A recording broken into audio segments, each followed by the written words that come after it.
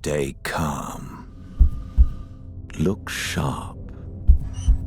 Keep silent. Slower. Gently.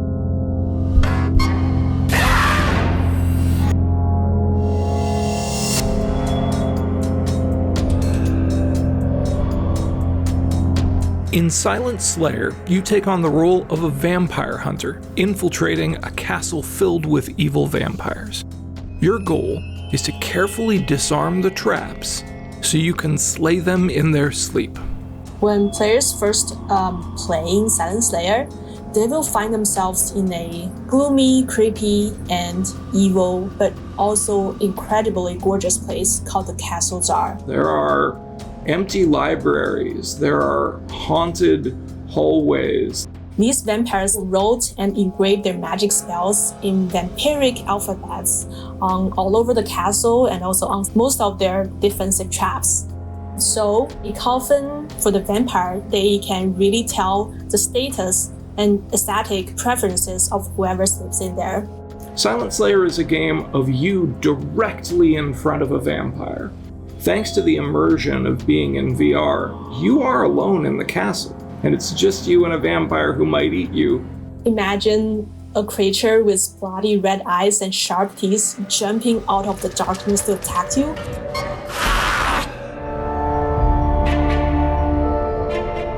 The key aspects of the experience of Silent Slayer are discovery, tension, and overcoming obstacles. Players will face a variety of traps, so you need to be precise and quiet, and any wrong move and you might regret it. So at first you may see some tripwires, and you'll have to learn to carefully position your snips to get through those wires. While disarming traps, sound is used to warn a player to tell them how well they're doing. The watchful idol is a doll that watches the player, and if the player moves, the doll will start to scream just to tell the player, you messed up. Stop moving.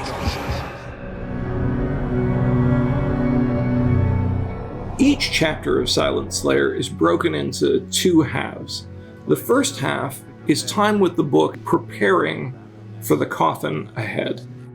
First, there are also bind stones that the player must assemble, kind of like a big 3D jigsaw puzzle. Certain traps require the use of certain tools, so the player really needs to understand which tool goes to which trap. In order to get to the vampire, the player must first find their heart. There is a tool that we refer to as the heart tool that players use to locate a vampire's heart wherever it may be in their chest.